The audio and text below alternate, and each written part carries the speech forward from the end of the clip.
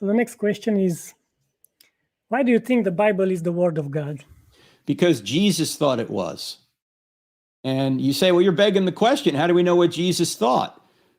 Because when you look at the New Testament documents, scholars can ascertain whether the things Jesus said he really did say, according to what the documents say.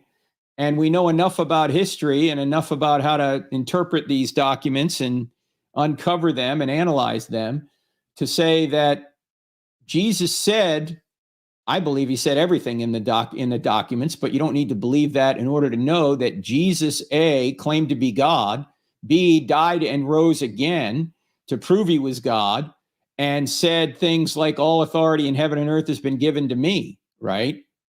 And God, give me glory I had with you before the foundation of the world, things like this. Jesus was claiming to be God himself in human flesh. And if he is God in human flesh, whatever he teaches is true. Jesus taught the entire Old Testament as the word of God, and he promised the New Testament. So we could go through those 4 questions I put up before, Vasily. Does truth exist? Does God exist? Are miracles possible? Is the New Testament telling the truth about the resurrection? And point out that the Bible is the word of God through that process. And that's what the book, I Don't Have Enough Faith to Be an Atheist, does.